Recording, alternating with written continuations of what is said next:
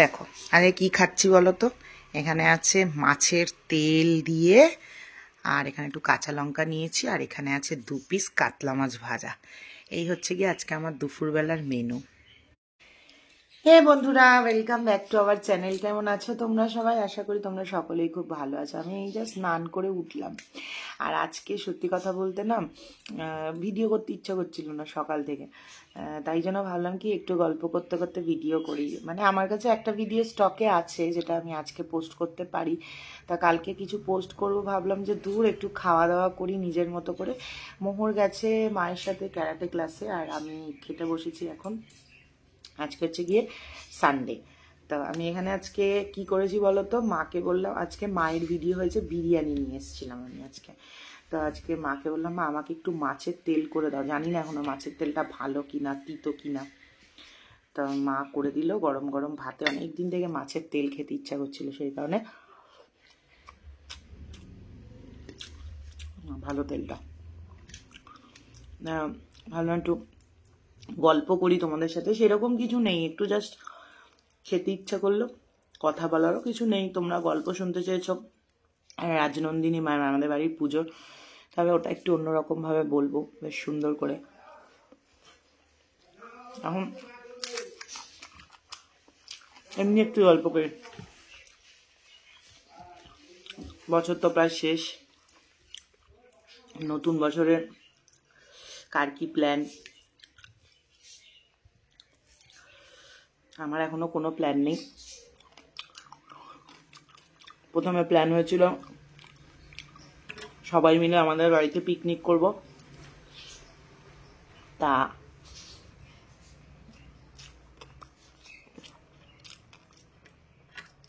কতজন কে করবে না করবে সেটা একটু ব্যাপার আছে। তারপর প্ল্যান হয়েছে 31 আমরা কোথাও যাব। এবার আমার কথা হচ্ছে গিয়ে, আমি 31 নাইটে এমন কোথাও যাব না যেখানে আমি মানে বছরের শুরুটা মানে রাত 12টার সময়, ইংলিশ নিউ ইয়ার যদি আমি সেলিব্রেট করি তাহলে 12টায় তো শুরু হয়ে যায়। 12টার সময় মানে ঠাকুর দর্শন করতে পারবো না বা ঠাকুর প্রণাম করতে পারবো না, এমন কোনো জায়গায় আমি যাব না। আমার বাড়িতে থাকলে কি হবে, আনন্দ করি, মজা করি, খাওয়া দাওয়া করি, যাই করি, 12টার সময় ঠাকুর দর্শন করতে পারবো, একটু পুজো বা একটু ধূপধুনো দিতে পারবো।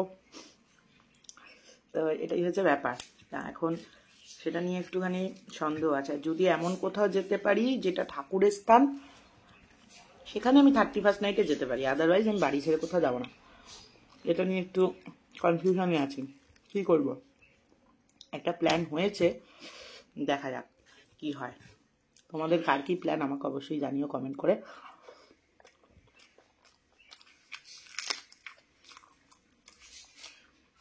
আমার এই চ্যানেলটাকে দুদিন বাদে ওদেরকে ভক্তি চ্যানেল বলবে। আমি মাঝে মাঝে এসে ভক্তির কথা বলতে বসে যাই।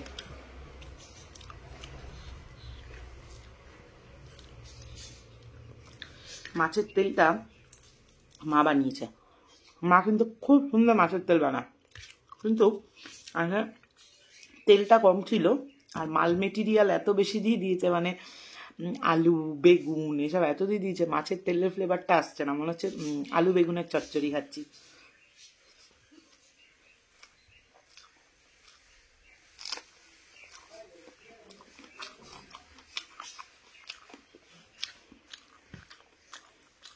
আজকে আমাদের একটু বেরোনোর কথা আছে, আমার নীলাদ্রি আরও দুটো বন্ধুর, বিকেলবেলা সন্ধ্যাবেলা দেখি।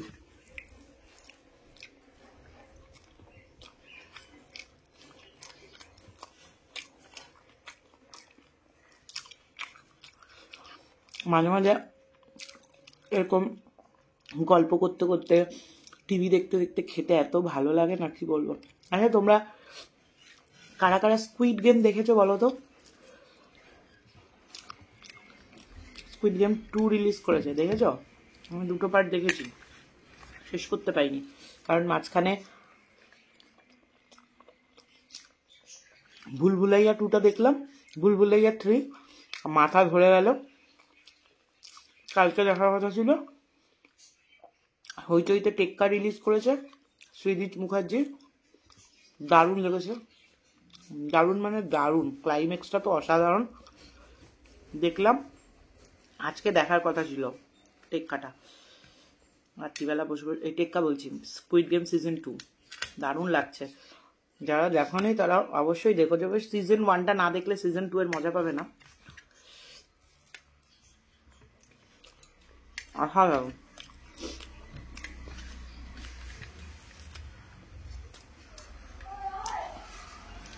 বাবা আমার তো 5 মিনিটের খাওয়ান শেষ। কথা বলতে বলতে খেতে এত ভালো লাগে না আমার, টিভি দেখতে দেখতে খেতে। আমি যখন প্রেগনেন্ট ছিলাম জানো না, তখন তো এত মানে তোমার এই হইচই ফইচই তখন এত তো ইয়ে ছিল না, বা সাবস্ক্রিপশন নিতে হতো, বা এত অ্যাভেলেবিলিটি ছিল না। তো তখন আমরা ইউটিউবে মুভি দেখতাম। আর আমার খুব নেশা ছিল, আমার বাবার মতো। দুপুরবেলা খেতে বসতাম, এবার তোমার সোনি 8 একটা চ্যানেল ছিল না, সোনি আট, ওই চ্যানেলে ওই যে সাবধান ইন্ডিয়ার বেঙ্গলি ভার্সানগুলো আসতো, আর সোনিতে দুপুরবেলা ক্রাইম পেট্রোল হতো। আমার এত ভালো লাগতো দেখতে, নেশার মতো ছিল। এবারে ওই সময় তো এমনি ঘুম আসে না, বা নানান রকম ইস্যু হতে থাকে। আমি জানো না দুপুরবেলা ঘুমিয়ে ঘুমিয়ে না, মানে রাত্রিবেলা ঘুমিয়ে ঘুমিয়ে স্বপ্ন দেখতাম যে আমাকে কেউ মার্ডার করে দিচ্ছে, বা এরকম অ্যাটাক হয়েছে, এইসব ভুলভাল। তারপর তো আমার ঘুম আসতো না, ভয় পেতাম। মা নিরাজা এসব দেখছিস, বাচ্চা পেটের মধ্যে থেকে ক্রিমিনাল তৈরি হয়ে আসবে। তারপর দেখতাম না। তারপরে তখন আমার 2-3 মাস মতো। তারপর আমার এক রিলেটিভ ছিল, তিনি এখন আর নেই, মানে শ্বশুরবাড়ির একজন ছিলেন। তা সেই সময় প্রায় বলা যায় আমরা একসাথেই প্রায় প্রেগনেন্ট ছিলাম। মানে তিনি তার ছেলের বউকে ভাগবত গীতা পড়তে বলতেন, তিনিও নাকি পড়েছিলেন। তা তখন আমাকে বলেছিল যে বৃষ্টি প্রত্যেক দিন একবার করে গীতা পড়বে। আমি ওই রাত্রিবেলা শুতে যাওয়ার আগে ডেইলি, মানে যতদিন কৃষ্ণের অষ্টোত্তর নাম পড়তাম। তখন উনি তো পড়ে ওনার ছেলের বউকে শোনাতেন, আমার তো এরকম কেউ ছিল না, তো আমাকে গীতা পড়ে শোনাবে। তো আমি ওই 3-3.5 মাস থেকে পড়া শুরু করলাম। আমার যেদিন ডেলিভারি হয় সেদিন পর্যন্ত, সেদিনও রাত্রিবেলা আমি পড়ে তারপর গেছিলাম। কৃষ্ণের অষ্টোত্তর নাম পড়তাম প্রত্যেক দিন। তারপরে গিয়ে ওই অভ্যাসটা আমার কাটলো, নাহলে খুব বাজে অভ্যাস ছিল ওই ক্রাইম পেট্রোল দেখার।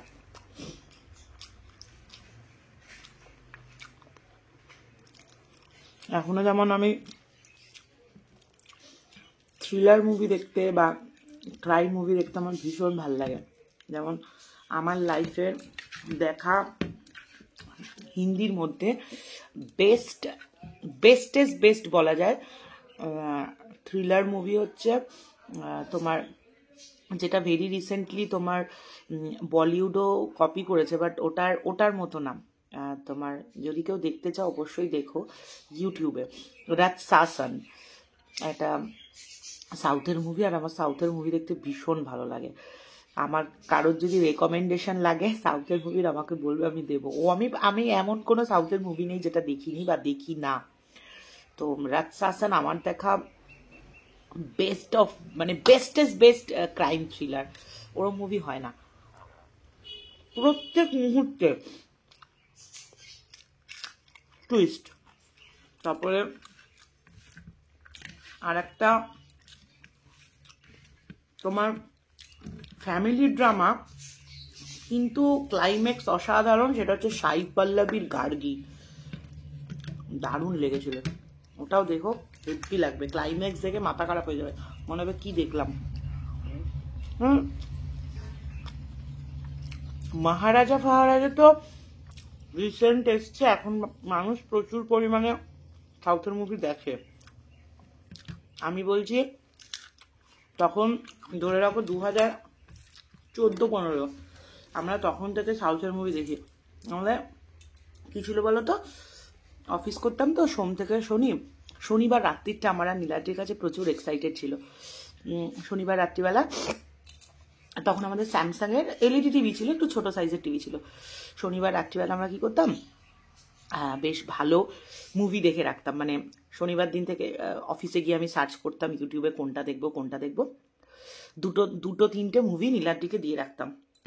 নীলাদ্রি মুভিগুলো ডাউনলোড করার পরে ওই মুভিগুলো এবার পেন ড্রাইভে করে নিয়ে আসতো, 2-3টে মুভি। আসার সময় এখন যেমন বিরিয়ানির অ্যাভেলেবিলিটি এত বেশি, বিরিয়ানিটা লোকে এখন আর, যে আগে বিরিয়ানি খাওয়া মানে একটা বিরাট ব্যাপার ছিল, আমি আজকে বিরিয়ানি খাচ্ছি, কিন্তু এখন বিরিয়ানি ডাল ভাতের মতো হয়ে গেছে। বিরিয়ানি খাওয়া তোমার ছোটোবেলা মনে আছে আমরা যখন মোগলাই খেতাম, আমরা যখন ছোটো ছিলাম, আমাদের কাছে পুজোর সময় মোগলাই খাওয়াটা মানে বিরাট বড় লোকিয়া একটা ব্যাপার। কারণ একমাত্র মোগলাই খেতে গেলে কাঁটা চামচ দিত, মানে কেটে খেতে হতো, মনে হতো 5 স্টারে বসে খাচ্ছি, এরকম একটা ব্যাপার ছিল। এখন মোগলাই লোকে সন্ধ্যাবেলা টিফিন হিসেবে খায়। তো তখন প্রত্যেক দিন রাত্রিবেলা শনিবার করে বিরিয়ানি নিয়ে আসতাম। বিরিয়ানি নিয়ে আসে কোনোদিনও বিরিয়ানি, কোনোদিনও চাউমিন, চিলি চিকেন, মানে বাইরের খাবার খাবো শনিবার রাত্রিরে। এসে কোনো রান্না থাকবে না, তাড়াতাড়ি অফিস থেকে আসতাম, এসে ঘর ফর ঝাড় দিয়ে বিছানা পরিষ্কার করে এসি ফিসি চালিয়ে খাবার কোল্ড ড্রিঙ্কস নিয়ে বসে যেতাম, দুজনে মিলে মুভি দেখতাম। তারপরে তোমার অসাধারণ মজা করতাম। রবিবার দিন সকালবেলা সারা সপ্তাহ বাজার করতাম, 3-3:30 নাগাদ খেতাম ওই দিন।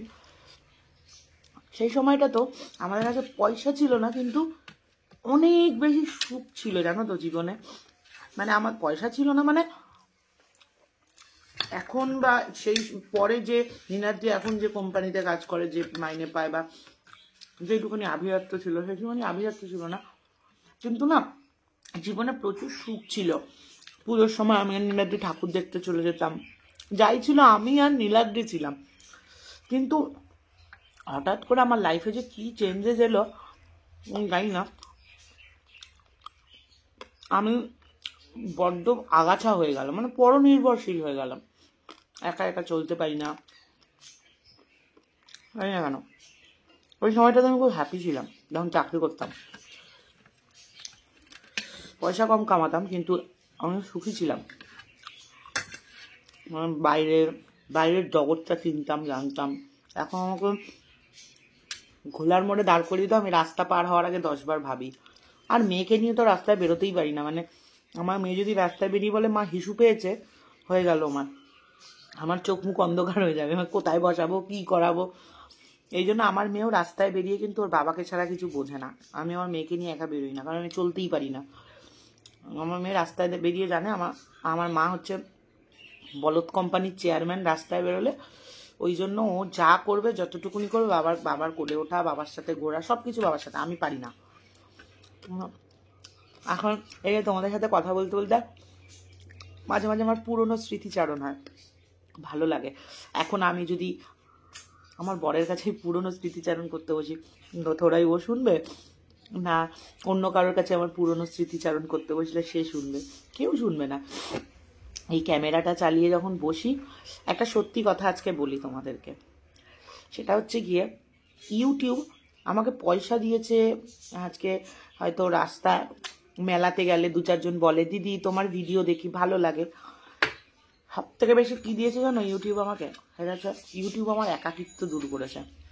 এটা একদম ঠিক কথা। মানে আমি কতটা একা ছিলাম বা এখনও আছি সেটা হয়তো আমি তোমাদের এক্সপ্লেন করতে পারবো না। যারা আমার মতো সারাদিন একা থাকো তারা বুঝবে। বন্ধু বান্ধব আত্মীয় স্বজন সকলেই আছে, কিন্তু সবাই নিজেদের দরকার অনুযায়ী আছে। তো সেখানে দাঁড়িয়ে না তোমার এই ধরো আমি কখনো একা বসে আছি, এই যে এখন ধরো মেয়ে নেই, আমি বসে আছি, আমার মনে হলো তোমাদের সাথে একটু গল্প করে নিই। মানে আমি ফেস টু ফেস কথা বলছি না, আমি ভায়া ক্যামেরা কথা বলছি, কিন্তু আমি জানি অন্তত 5,000 লোক আমার কথাটা শুনবে, তারা আমার সাথে রিলেট করবে। এটা একটা আমার জন্য খুব প্লাস পয়েন্ট। বা ধরো কখনো কাজ করতে ইচ্ছা করছে না, ক্যামেরাটা অন করে নিই, তখন কি হয়, চলো ভিডিও করতে করতে কাজটা করেই ফেলি। কেউ তো দেখছে আমি কিভাবে কাজ করছি, কেউ তো বুঝতে, মানে কেউ ভাবছে যে এইরকম একটা ম্যাসিভ ঘর, আমি বলছি না আমার ঘর খুব গোছানো ঠোছানো, সেটা সম্ভব নয়। আমাদের ঘরের যা পজিশন বা আমরা যেভাবে থাকি সেখানে ওই সুন্দর করে ঘর সাজিয়ে রাখা সম্ভব না।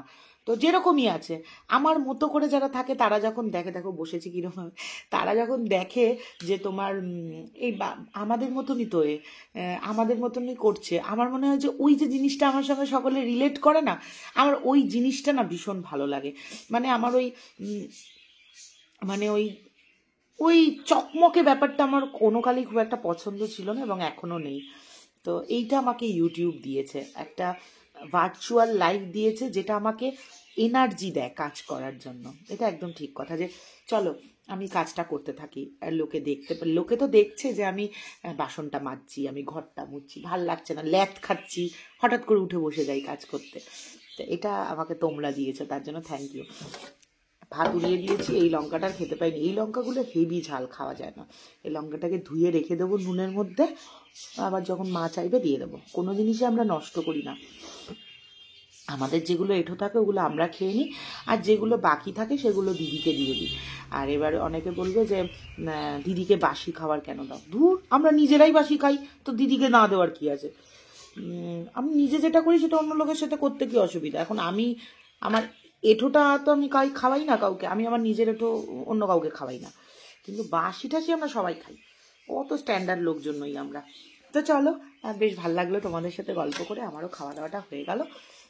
আর যদি বিকেলবেলা বেরোই বা শেয়ার করার মতো কিছু থাকে তাহলে অবশ্যই শেয়ার করব, কারণ বন্ধু বান্ধবরা বেরোবো, বুঝতেই পারছো, মানে A to Z নানান রকমের ভ্যারাইটিস অফ ভাষা, ভ্যারাইটিস অফ আলোচনা, যেগুলো বন্ধুদের মাঝখানে হয়, যা যা হয় সবই, আমরাও তো হিউম্যান বিইং, আকাশ থেকে নেমে আসা কোনো দেবতা নই। তো সেখানে দাঁড়িয়ে সবই হয় বন্ধুদের মধ্যে যেটা হয়, তো সেইগুলো করতে থাকলে তখন আর ক্যামেরাটা অন করা যায় না। তারপরে যখন দেখেছিলাম, আমরা যেদিন ঠাকুর আনতে যাচ্ছিলাম, একজন কমেন্ট করেছে, ও দিদি তোমার দাদা তো বিড়ি খাচ্ছে। আমিও না ওটা এডিট করিনি, আর ইচ্ছে করেই করিনি। তো চলো আজকের মতো টাটা, বেশ ভালো লাগলো তোমাদের সাথে গল্প করে, টাটা।